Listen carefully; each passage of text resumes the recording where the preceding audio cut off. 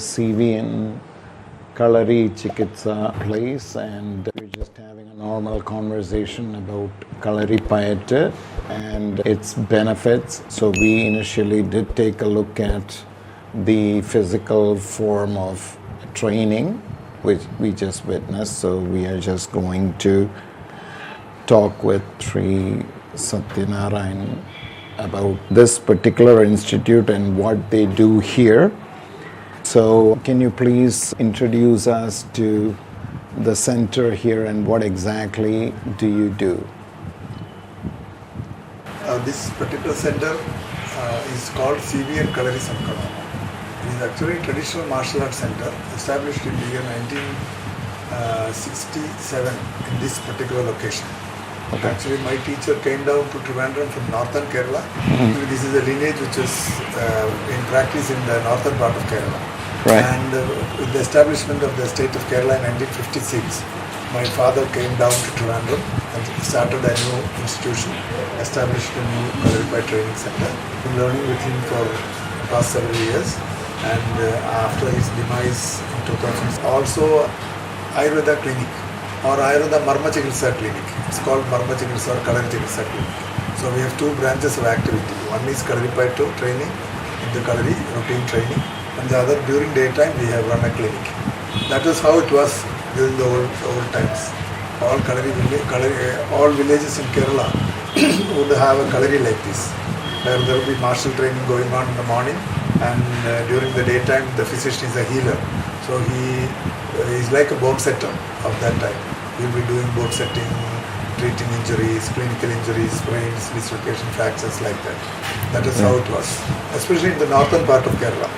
In the southern part of Trivandrum, Travancore area, it is not very common. That is why my father was invited by late Kodharma Raja of Trivandrum family, royal family. That's how he happened to come to Trivandrum. Mm-hmm. This is the big background of this institution.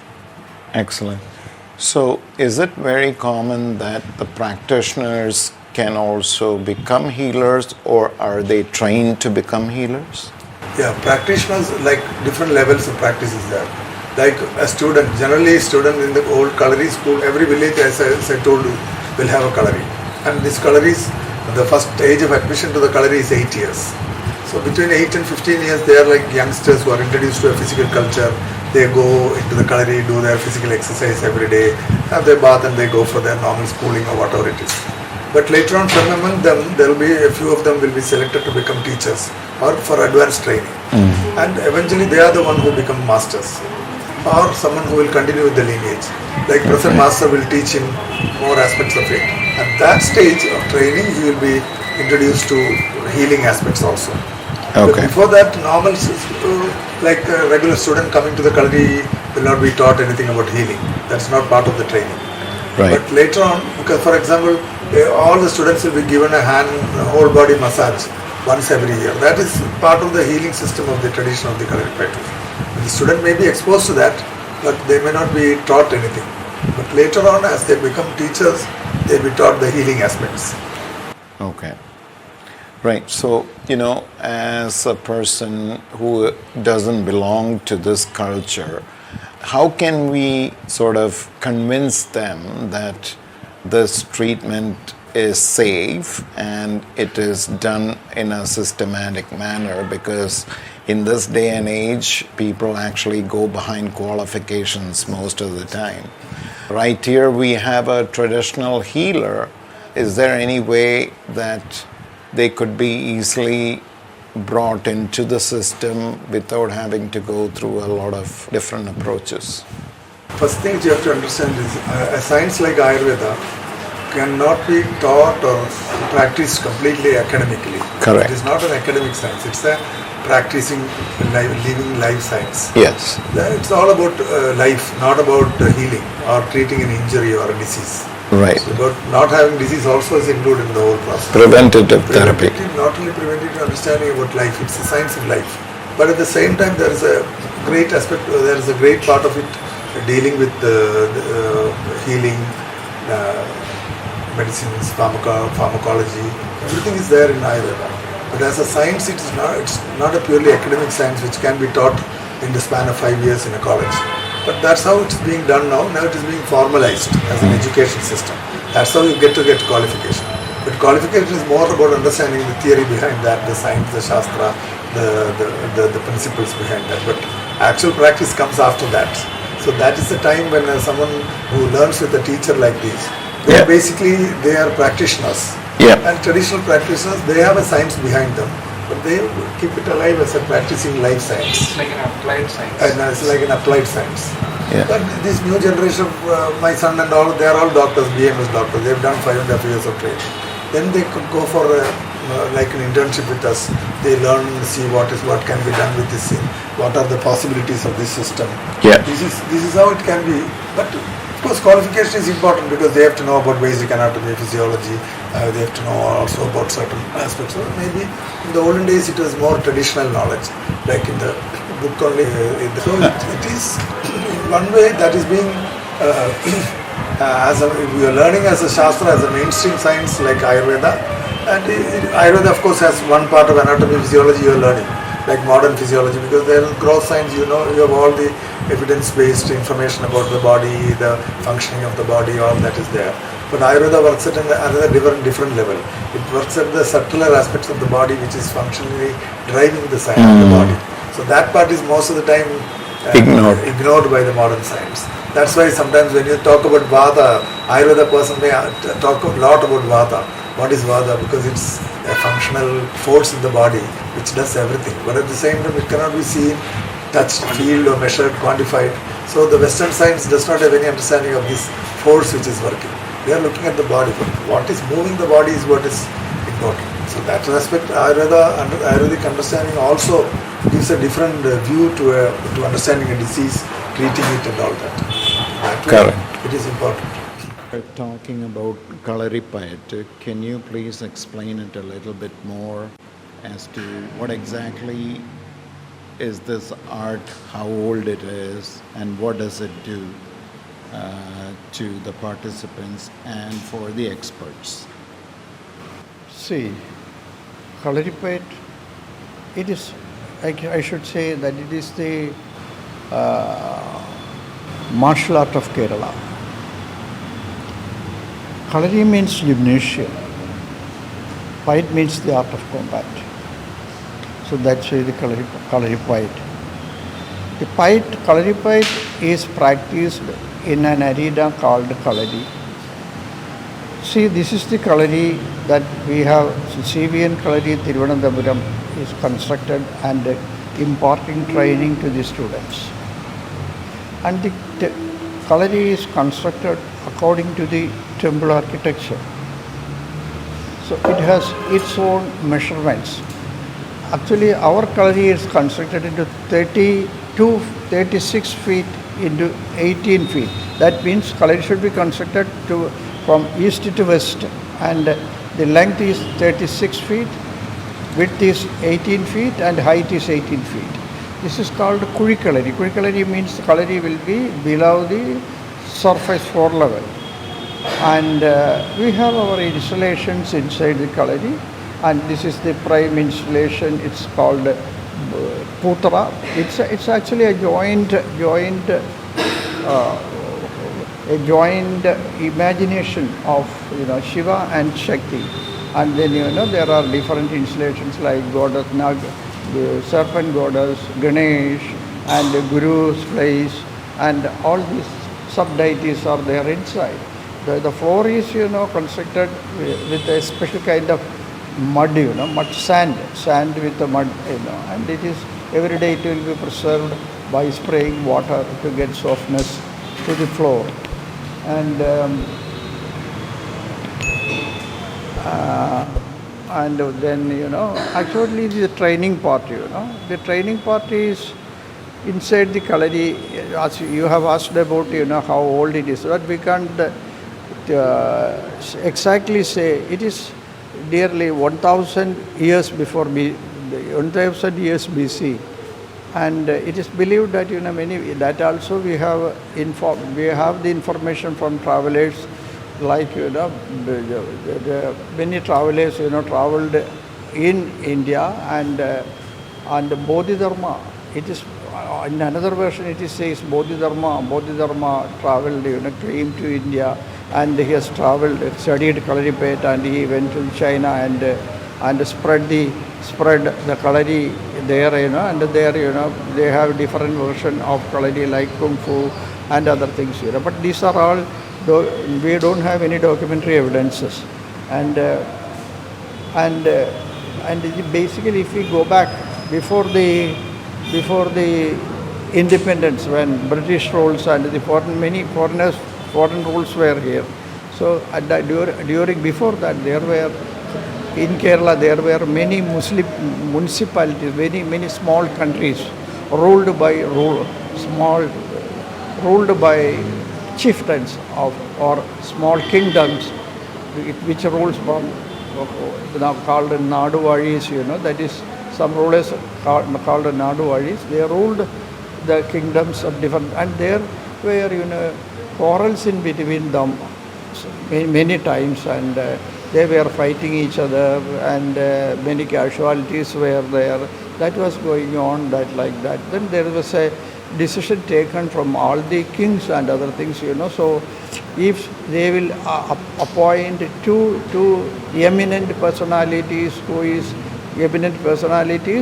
who perform study and teaching, Kalaripayattu, and they hire them, each people, and they fight in a place called Angatata. Angatata means in a special place constructed for the purpose of dual fights, So whomsoever won, their side will be, the dispute will be settled by the winning side. So that was going on. That's called Angam Vetta. So many ancient ballad songs and many things are, we can see on that, And the other thing is, presently thereafter, the invasion came, many countries, especially with the British rules, they just banned the Kalaripayattu. During that period, there were many colors. In each village, there will be a Kalari, and Kalari is also adjacent to, related to temple, adjacent to temple, and each adjacent to temples. And at that time, it was a regular process that as students go to school and colleges, they all goes to Kalari every day morning and do Kalari, practice Kalaripayattu, and then they will go there, work or go to schools and other. It was a custom like going to school. It was there, And thereafter the invasion came, and the system changed, and thereafter it's called. Previously, it was called as a martial arts and a war training system, but later it has become just an art and do the physical fitness exercises and other things. So that's it about the past. And in the future, now we are training inside. The people are coming, many people. We have morning and evening classes, and our training is divided into three parts. Training system is divided into three parts called Meitari, Koltari and Angatari. What is Meitari? Meitari means the body preparative exercises that you are seeing now. They are seeing we have different legs and postures and different leaps and jumps. That's called Meitari. Then combined sequences and other things. That are the basic introduction to us. Thereafter called the Koltari. Koltari means wooden weapons. We have different wooden weapons to introduce. And the last one is called Angatari. Angatari means the metallic weapons that we are using it. So that calls, the sword and shield, dagger, spear versus sword and shield, and like that, spear and other things. So we don't have any system of, giving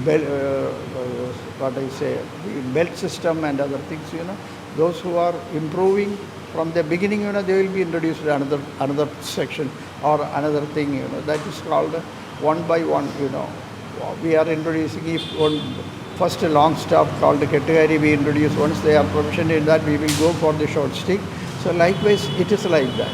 The training is going on. Now we have training systems from morning 5:30 to 9:30 in the morning and 4 o'clock to 7:30 in the evening. So that is the present working present the system of functioning this Kalari. If you have anything specific that you can ask to me. And basically I should say the what the people get from here, more than that, the agility, the body flexibility, the confidence, and many things they are getting from this training. Not only just an exercise vyayama, and people get many people are looking, especially children are looking for many things, for their character development and other things. So that is the present situation inside the college. So how can you basically relate this to an healing aspect? Because you spoke a lot about Healing development. aspect will be discussed by Mr. Satyanarayanan. So you will be meeting him later. So he will be discussing with you healing aspects. But that is a different approach. Actually, this has developed as part of the Kalaripayattu, The people who are practicing in the Kalari may get injuries, So to cure that, that is basically developed like that. And now it is a major treatment system that it is going on now. Interesting. Okay, so you have, you said there are 3 levels of Kalari? No, the 3 levels, system divided into 3 parts. The training system is divided into 3 parts. That is Meitari, body preparative exercises, which you are doing now, seeing now. Then Koltari means wooden weapons there, And Angatari means metallic weapon training system. These are called 3 systems, And then you get to become an expert in this field?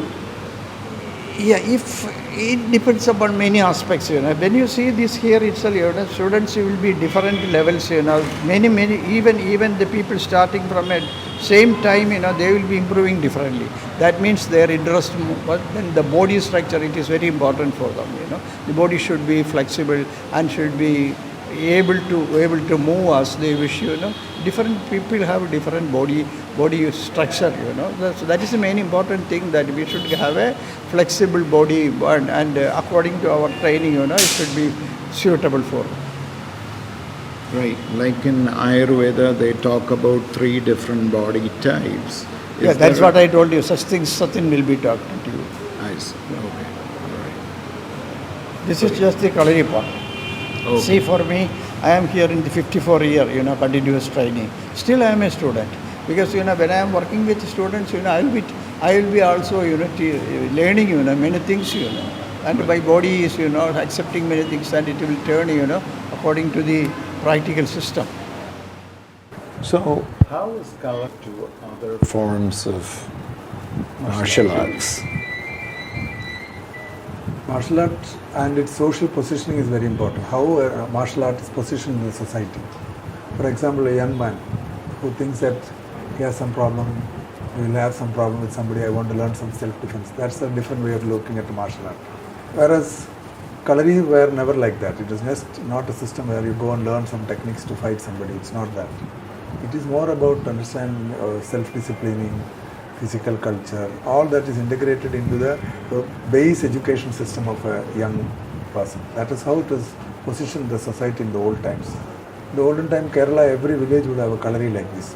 It's like a pit like a place where children are sent for their daily training. They are not taught about fighting or anything. They just go there for their body exercise, physical culture. They are going to the deities, praying. It's like a self-disciplining process. From those children, some of them will become professional warriors in the olden days. But originally it was seen as a physical culture system. That is the main difference between these traditions and the other martial arts. The other means more good. Some other like basic karate and to children, and all also about like a sports. And this was also a traditional sport of Kerala in the olden days. That was how it was. And it is different in the sense, it is a comprehensive psycho-physical training system, going on to learn weapon training and then combat training. That is the way it is. Whereas other forms are mostly bare hand fighting, self-defense, all that. So that way it is different. Okay.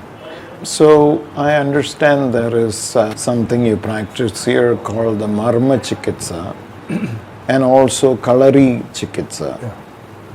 So how can we compare and how is it different from each other?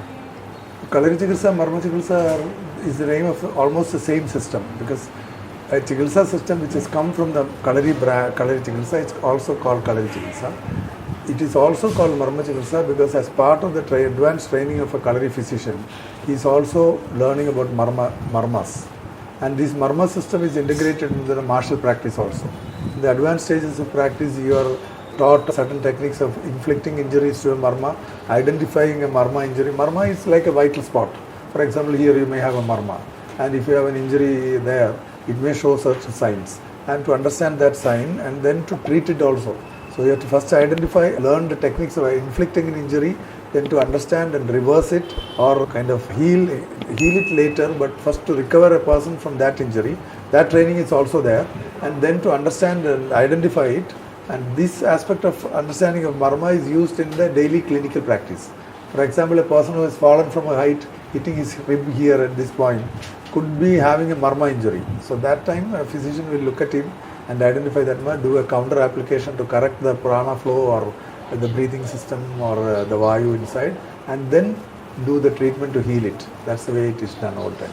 That's why it's being used in two names, like Marma Chikitsa or Kalari Chikitsa.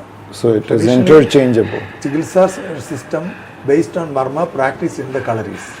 That is why it's called Kalari Chikitsa or Marma Chikitsa. Okay, so it is specific to the Kalari lineage. Okay. And it may not be seen in Ayurveda or other, but this particular marma identification method itself is unique to Kalari. You can't see. If you look at the Ayurveda textbook, you will have the same, somewhat similar 108 marmas there. But here you will have 107 marmas with a different name and different classification, different identification. And sometimes Ayurveda marma may identify a name or tell you a name of a point which is named after marma, or that point is named this marma, but in Kalari Chikitsa the marma will be identified first, then how there will be some set of techniques or literature about how to inflict an injury to that marma, then to identify that marma, whether that marma had been hit, and then to see the lakshanas which is caused by that particular injury and to revive that person from that injury and to heal him in the longer run. Yes. All this integrated in this system. So that's why it's different and unique in the Kalari system.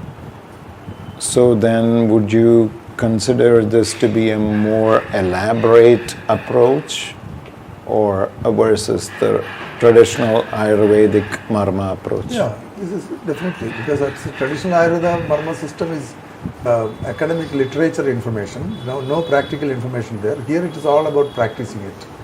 So that is the aspect which is actually missing in these shastras, because sometimes when you have a textual information, you have to, there may not be any description about how it is being practiced. So here you will have explicit information on how to practically identify, treat and heal that marma. That's the speciality of this kind of systems. It's more of a hands-on application. So Kalari Chikitsa has its roots in Ayurveda only. Right. Kalari Chikitsa itself is like a hands-on approach to applied, more like an applied shastra. Right. It's not like it's not, you can't say it's more elaborate or anything. Ayurveda is really elaborate, it's really vast, whereas Kalari Chikitsa is focusing only on orthopedic and but certain practical conditions. aspects are missing. Yes. Because when you follow a shastra from a book, it may not contain any practical methods. For example, in Kalari system, as a person who wants to become a teacher, the teacher will initiate him to learn the massage system, whole body massages. You must have seen videos of people doing foot massage and all. That is all integrated into the Kalari system because there is a training system for that in the Kalaripayattu system. Whereas in Ayurveda, it may not be there. So they must be just learning from one person to another or some experience-based training. But here there is a system for that.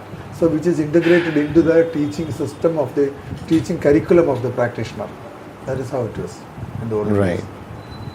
So is it actually important to understand the physical nature of the person or the history of the patient who's coming in before we actually administer any kind of treatments? Or is it a generic thing that is followed? Because when you say Kalari massage, for example, that is for a healthy person. it's a rejuvenative treatment or something which is repairs muscle tissues after long practice. Once every year you are given this massage. So there you don't have to look at the history of the patient, a person and all that. But when a person comes to you as a patient with a clinical injury or even a murmur injury, then you have to look at the history, what happened, what is the background of the patient. All the systems, those systems are based on Ayurvedic principles. Kalari system is also based on Ayurvedic principles. Right. All the diagnostic techniques, everything comes from Ayurveda. You have to ask. There are different types of diagnostic information in Ayurveda. So we use almost the same thing Same as that. way. You have And to check the whole history. little bit of Western information also, like an X-ray may be looked at if they suspect a fracture, things like that we do normally. Right. Okay. Now in these times, because if you consider maybe 100 years back, in Kerala situation, there are no hospitals, no access to modern medical facilities. Then at that time, these Kalaris were the only first line of access to the common man. When you have a sprain or a fracture or dislocation, you would go to a Kalari physician. When you have a systemic illness like some rheumatoid arthritis or something, then you will go to a modern, a Vaidya, old times. Then even then, in those times, there were no hospitals. Hospitals came much later, no? Right. Yeah. So basically, would you say that the Kalari practices are meant for someone to administer as a self-healing technique? Not really. It can be administered as self-healing techniques because it's based on massages. Mostly the basic system of therapy is to apply oil on a body. So that someone else has to do. So you can't do it yourself. Maybe before you practice you can oleate your oil, a little bit of oil on your body. Other than that, if you want to administer a treatment as a treatment, one person has to do for another person. So you have to you can't do it as a self-medication, self-treatment system, you can't do that. Kalari system cannot be done. Right. For example, if you have a cervical spondylitis, you will come to a Kalari physician, he will consult you, he will tell you that, okay, first you have to apply an oil. That oil application also you may ask someone to do it for you. Just externally apply it for a few days, then come back to me, then I will be doing a treatment for you. That's the way we normally do. Right. And the guru himself or his assistant will administer the treatment. Yes. So while witnessing the Kalari exercises, I've noticed a lot of physical flexibility requirements. So when you actually pick up the students to perform certain activities, would you base it on their body types as in Ayurveda we identify, or is it meant for anybody and everybody to do? Because certain body types, I guess, may have restrictions for flexibility. So what do you do? Kalipayattu is a very agile and exercise system which requires a lot of agility, flexibility and all that. But there is also, if you have an average type of body, if you are too obese, if you have certain deformities, if you have certain limitations, then this system may not suit your body. But otherwise, anyone can enter into the practice and go through the practice and see how the body is or the form is suiting your body. And then based on that, the teacher will also modify the practice for him. But basically, this is a system where you will need to have open hips. You need to go really deep into this and stretch the legs a lot. You need to have a lot of flex. And you ideally need to have a very lithe and very agile and lean body type, not a very gross muscular body. It will break also. If you come into the Kalari with a gross muscular, very flabby body, it will break tissues. Easily within 3 to 6 months, you are half the original weight. Size. Because you have already lost a lot of weight, you will be sweating a lot. Ideally, you should profusely be sweating. That's why the Kalari ground is made of earth, not of any other material. Right. Now, earlier I was also told that there are certain dimensions to the place of practice, and also there are certain deities which are also being kept at that place. So he also went on to mention about certain positions, like I think he said east to west or something like that. But I didn't really understand the importance of that. Why is that important? See, the Kalari is like a temple. It's a temple of learning. It's not just a place where you go for your exercise. So it's constructed in a special way. It has got its own architectural dimensions, and it is always done like east to west. It is a Kalari is like a temple, as I told you, because it's a place of ritual importance.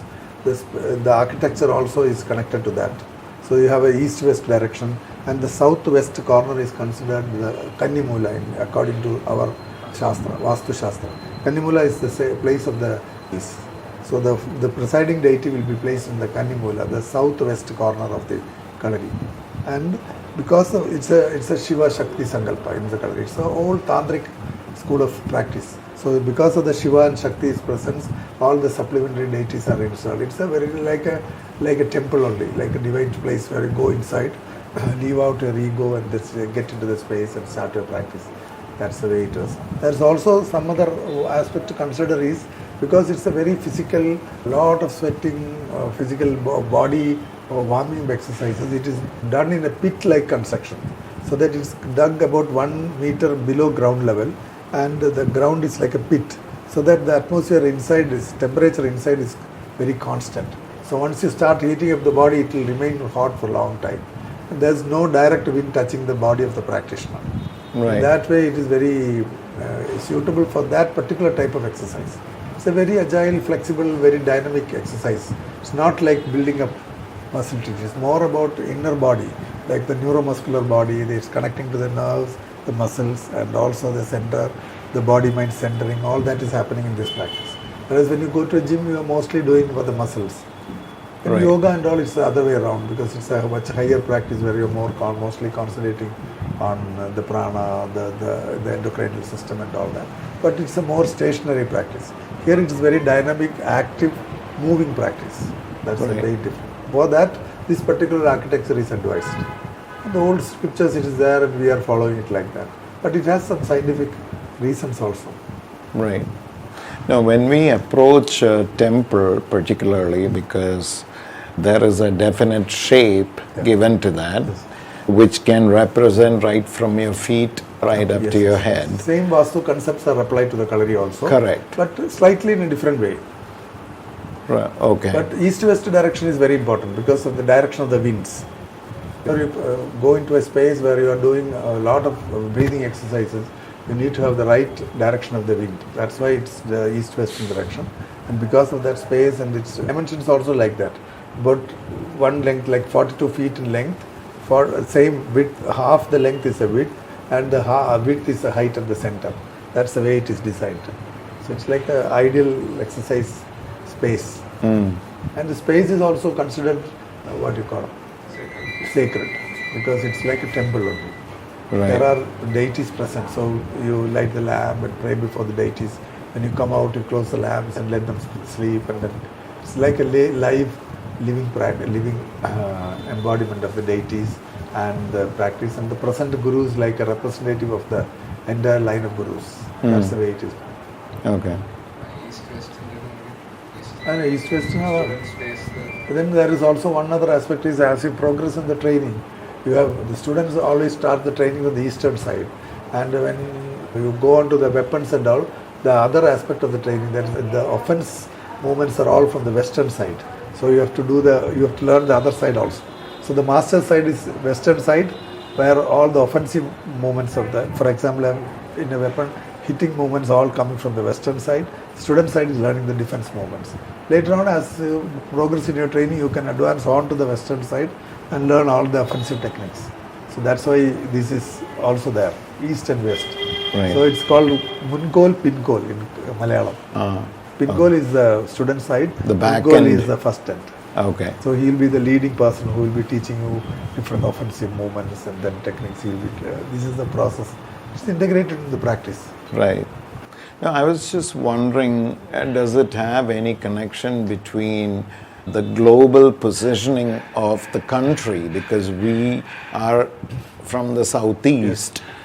Does it have any significance to that? Because if this was to be practiced in a Western country, for example, will we then have to change the positioning? Is that important? I I don't. think it's the rising of the sun and setting up, that's what decides east and west, no?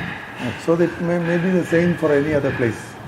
Wherever you go, we have had colories in Europe and all different. They have all follow the same east-west system.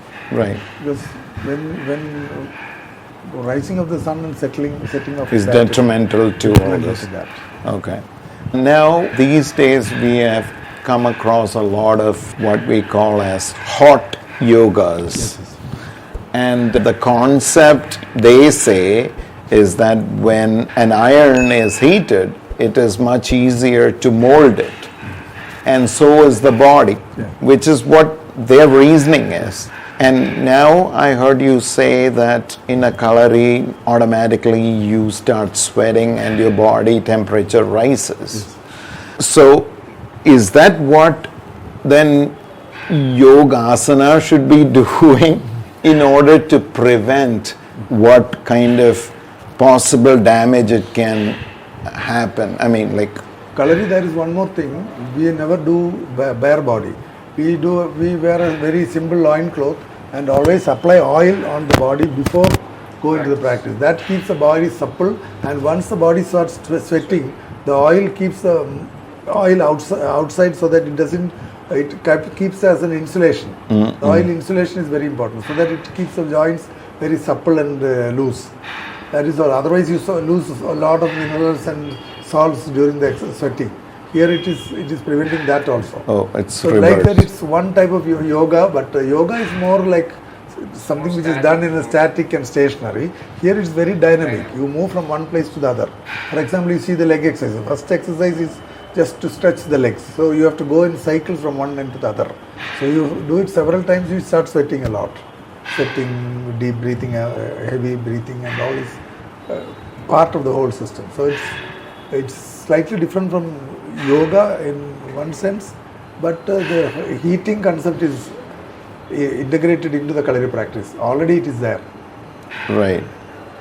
So, do you think that it is essential in a asana format because it doesn't contain too many brisk movements? Yes. So I don't know whether it is required, but some of the physio asana yoga is also being yoga, in my opinion, is more about inner body, and then the glandular energy and all that is what is prana and all is what is focused on the yoga asanas, but it is being modified in the West as an exercise system. Many people start doing it as an exercise system. Lot of yoga asana like vinyasa yoga and all is being practiced, but I don't know whether it is. I'm not the person to talk about that aspect of it, but that's to my understanding. Yoga is it serves a different purpose. Right, okay. So does Kalari actually also follow the art of pranayama, or let us say the meditative, the dhyana kind of aspects? That is towards the advanced parts of the training and all, you have to do some certain pranayamas or certain what you call upasanas and prayers and all. But otherwise it's basically a physical training system, very dynamic. But it is also connected to the inner body, the breath and all that. Because whenever your breath is right, your technique of executing the technique is right only when your breath is right. So this is what you are ultimately doing in Kalari. It's one type of pranayama. Okay. Yeah. But not in the sense of a yogic pranayama. That is a different one because it's about controlling the breath from different levels. Right. So there is actually a belief that karate has taken its existence from Kalaripayattu. How much of that is true? See, whatever must have been happening in other East Asian countries, India must have been a point of influence, that is for sure, because there are a lot of knowledges about understanding about body, like a science like Ayurveda, like a science like Tantra, all these like Nadi Sampradayas of the Indian systems, all of them are very significant knowledge, founding knowledges. This would have traveled, by one person with this knowledge must have gone to some other place, like must have been traveling to China. There he must have adapted the same system to that physical type of body, their climate, the social requirement, all that. That kind of changes must have been. But this has been a root practice which influenced most of these knowledge systems in and around, inside India and around India. Especially India was like a big, kind of a center of culture and capital. practice of that. Many cultures looked on to India for knowledge. So Right. that must have happened, but I would not say that Kalaripayattu is exactly the first starting point of karate. Karate must have has its own approach and outlook towards understanding it, but some like techniques of centering, understanding the body, all that would have come from India. There must have been some influence originally. Right. Now, people watching this segment may not necessarily understand the culture, what we are talking about, because it has to deal greatly with Sanatana Dharma or so-called Hinduism.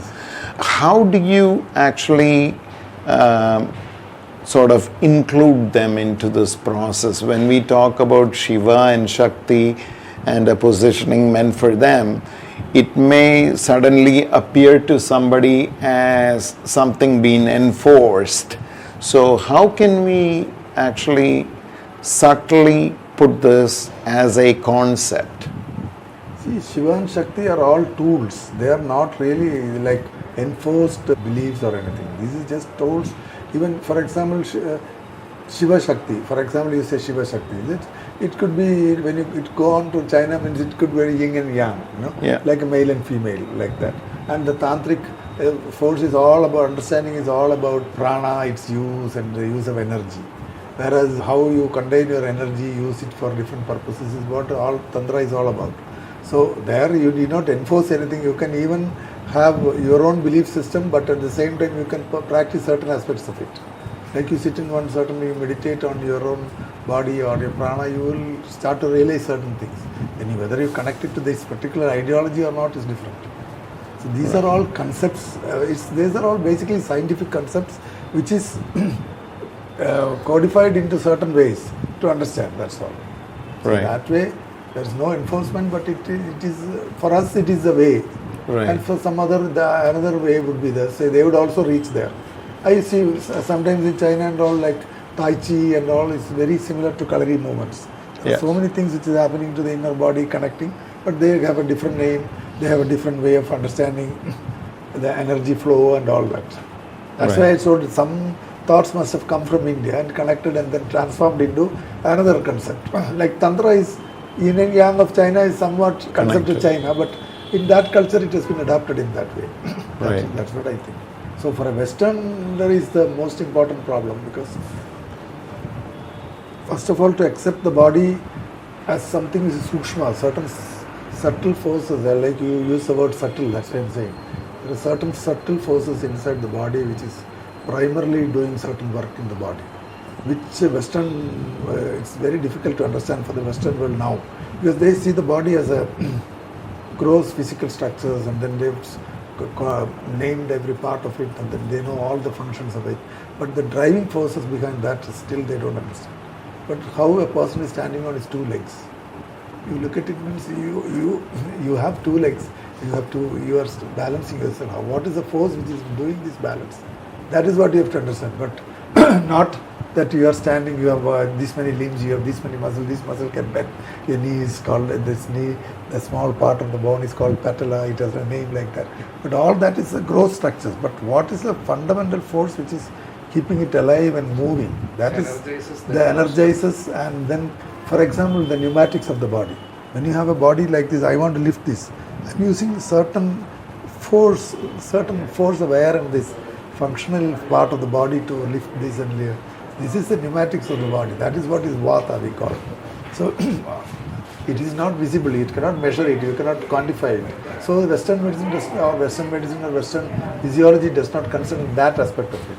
So you, in Tantra or in Yoga or all that, they are talking about this prana, the oxygenation of the body, the life, nerve centers, the inner focus, inner centers of the body, the nadis, the function of movement of energies. These are all forces which is there, but which is function. That's why I said that the person is standing on his two legs because he is using one force to center himself and then keep his balance. When he want to lie down, he will not be standing and lying down because he has to lie down. Because when the subconscious level, when you start going into sleep, sushupti state, your consciousness changes. Then you can't stand up.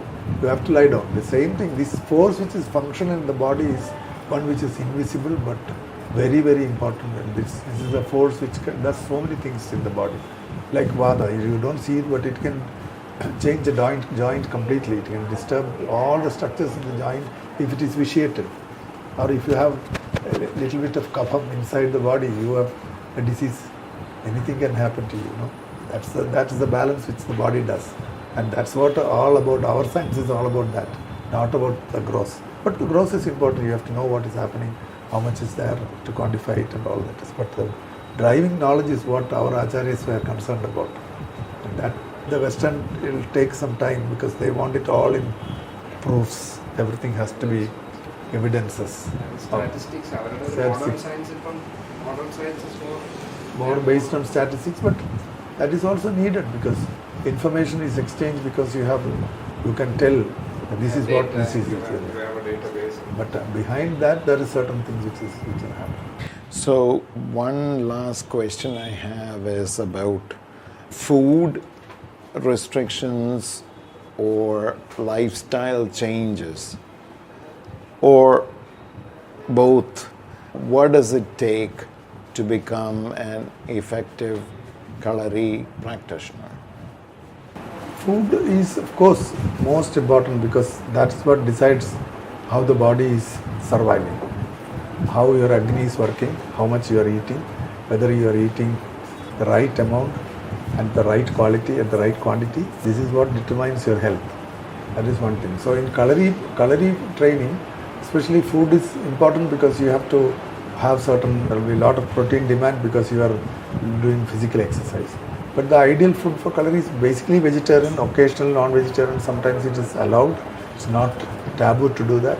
Originally it used to be purely vegetarian, but in the recent centuries it has also become some part of non-vegetarian. Most of the people are non-vegetarians also.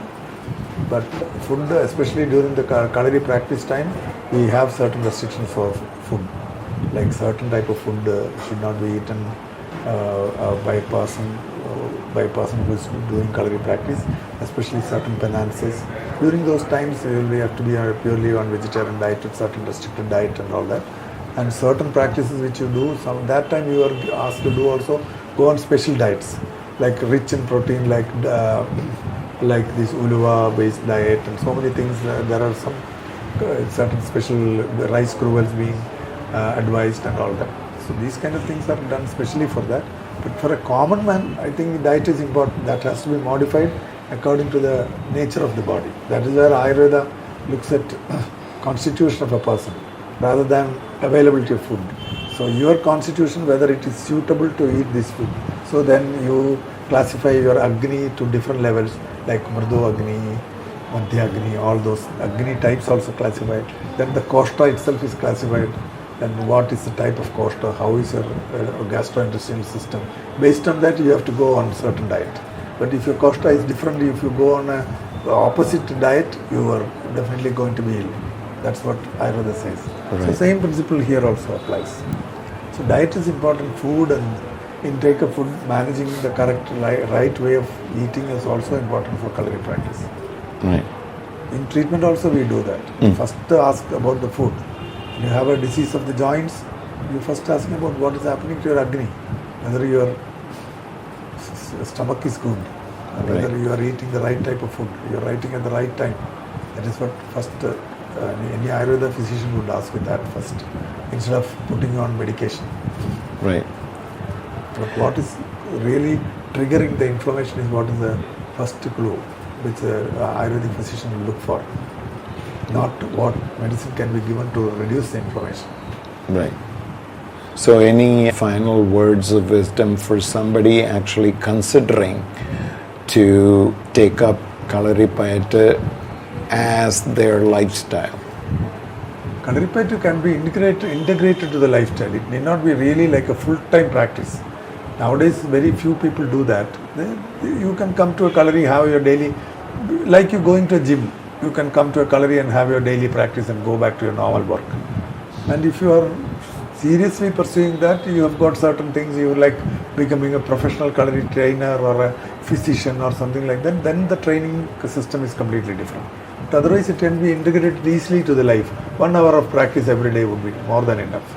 You can add certain, and it's a very, what you call, one aspect of Kalari practice which is useful for a common, especially a Westerner, is relationship to space, because it allows you to understand your space and to move in the space and connect back to the center, and it allows you a good body mind centering, good what you call balance of our energy, so that it will be, you will be able to use it. It's not really like you are learning to fight, you have become very aggressive. It will calm you down. It will it is more about harmony than about conflict. So you can harmonize within yourself, to your space, your person in front of you. All that can be done in this system. So it's a very healthy practice, not very strenuous as seen. Some of the practices are very, especially those done by professionals, are very different. But for a common man, it can do simple exercise practice, which can, it's slightly different from yoga, because yoga is more stationary and little more kind of, it starts to go inside, and it's more about mind and endocrinal changes, and because of that your mind becomes much more focused and all, but the body is like a tool to connect to that part. But Kalari is in between. You can do, it's like a neuromuscular practice, whereas when you go to a gym, you are only doing mostly with the muscles. That's the difference. So in between, it's a good practice to be, even good for women. They can do only during the menstruation and all, they should not do, because it's a deep breath holding practices. So that you should avoid. Other than that, many women are interested in this, mostly dancers, performers, someone who is into some sports, active sports and all, that can benefit them a lot. Right. Excellent. Thank you so much for this enlightening talk we had today. I'm sure many will be inspired from this particular discussion, and we have learned a lot. It's been really nice to have taken the time.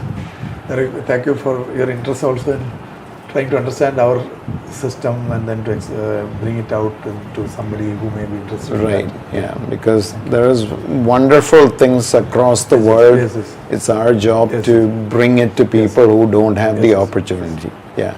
Okay. Thank you once again. Thanks a lot. Namaste.